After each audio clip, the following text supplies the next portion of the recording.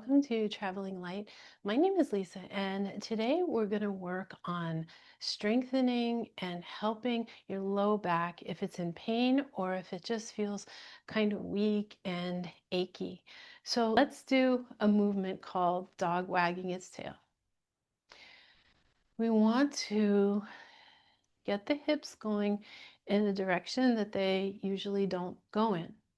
A lot of times people are really like pasted down here, not much range of motion in the side body. So you can go fast or slow, but make sure that you're extending out as far as you can on the side comfortably. And the rest of your body just kind of flops along. Make sure that you keep your knees soft. Can't do it like this. That's going to start to hurt your knees. Let your knees be soft. Let your shoulders, they're not like going up and down, but they're just flopping side to side. Your upper body is all relaxed, your neck, your head relaxed. The dog can wag its tail a little more quickly if that feels good to get some energy into the hip joints. It can go more slowly if you're feeling pretty creaky and you want to really just take your time and let that side of the hip open. Again, staying with it like for a few minutes. You can just do it for like 10 seconds. That probably feels like, oh, wow, yeah, I did it. Dog wagging its tail. But see what happens if you stay with it for 20 seconds and you slow down and speed up and you keep your attention here and not on, oh, what's the next thing I have to get to when I'm wasting my time doing Qigong? You're not wasting your time. You're bringing your attention to your body. Okay, good. Now we're going to add in um, the front and back motions of our hips. Okay, so hip circles, and all you're going to do is all the way to the side, but then all the way to the front, all the way to the other side, and all the way to the back. All right, so really get this hip bone rolling in its sockets. The head of the thigh bone has like a little ball right here, and the socket is here where your hip is. And so that bone is rolling in the socket. And you want it to be nice and smooth, okay? Go the other way. Now, this might feel very natural to you. If it doesn't, do side, front, side, back. Now, even while you're doing this, notice the position of that tailbone. Is it arched back? Get it more to neutral a little bit. You want to train your body to be in a position that it's not used to being in, if that position has been causing you pain. So little by little, you have to put your attention there, yeah, and just make a little adjustment. You want to be happy that you feel aware of that pain because it's telling you that you are not holding your body in a comfortable, healthy manner. Okay? All right, the next thing that we're going to do, we're doing this large ball and socket joint. Next, we're going to work just on that tailbone, that sacroiliac joint that I told you about, those like two little dimples way at the bottom of your low back. And so the way that we're going to do that is put your hand flat, like over your sacrum. Imagine that little tailbone, that little triangular bone at the bottom of your spine. And imagine this is the front of it. The front of it is, of course, like way deep in the back of your body, but just to get a visual, if that helps you, okay? And so imagine, get it neutral first. Don't have it arching back or way forward. Have it neutral, and then move it to the side, to the front, to the other side, and to the back. And see how this range of motion is much smaller. The sacroiliac joint, it doesn't really move, but it has connective tissue holding it together. And when you don't move, that connective tissue kind of like gets harder. That's why you feel, if you don't move a joint, people are like, oh, my neck is cracking or my back is cracking. That's because the connective tissue has kind of solidified. I mean, it doesn't get all the way solid like a joint, but it's not moving freely. It's supposed to move fluidly. It's supposed to have like a certain amount of liquid component. And that, in a sense, gets stagnant and it causes pain. It reduces motion. Go the other way. Side, front, side, and back. Side, front, side, and back. So you see, all of these little movements are small and they're easy. You can do it anytime when you're feeling like a little sore, when you get up for a bathroom break, when you wake up in the morning and you're feeling like not that spry. You can do one at a time. You can do like this little routine.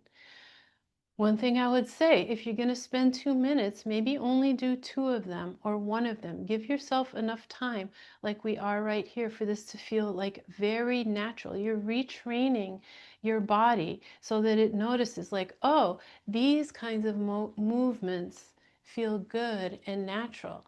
And like sitting like this doesn't. All right? You want to give your body something else that it can another movement, another way of being, another state of existence that it remembers. So it'll have something to compare that unhealthy state with. If you're just like this all the time, it doesn't know the difference. That's why a few of these little movements throughout the day are the way to start to help your low back be more healthy, less pain, and doing the other Qigong exercises just brings the whole body into balance and helps that process even more. Last one we're going to do is called picking cherries, okay? Your feet are shoulder width apart. Just bend your knees a little bit softly. Now, we have been moving the hips all different ways, right? What you're going to do now is stabilize the lower body. The tailbone, neutral position. One more time, don't have it being arched back or like crunching too far forward. Right in the middle, as if that tailbone were just drifting down towards the floor, okay?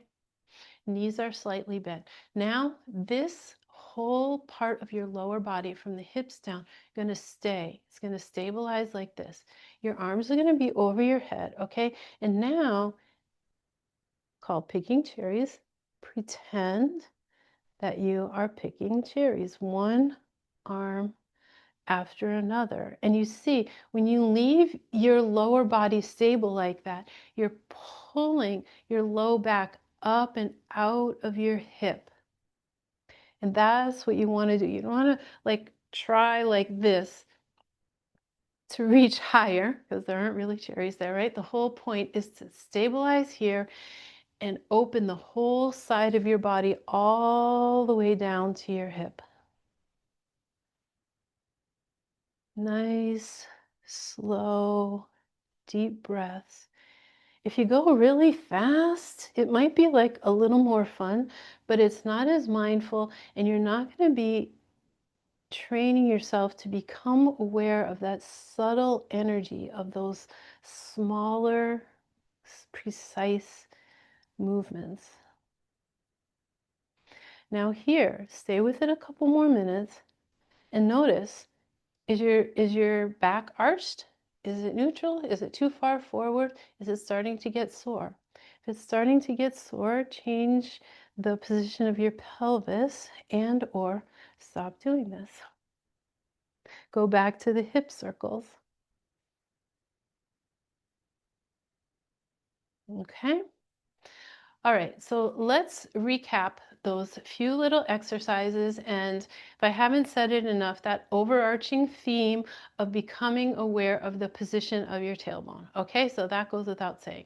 And then we did a chi massage, just waking up that low back, activating the energy. Then we did dog wagging his tail. Everything flopping, big range of motion here in your hips. Knees are soft. Then we did the large hip circles for the ball and socket joint of the hip, both ways. And then we worked on the sacroiliac joint, or at least the connective tissue, the muscles around it, by having just the tailbone, just the sacrum moving, right? So right, forward, left, back. The camera's probably opposite, so this is probably your left, forward, right, and back. But it doesn't matter. Side, front, side, and back. And then finally, we stop moving the hips all around, plant the lower body, and do picking cherries.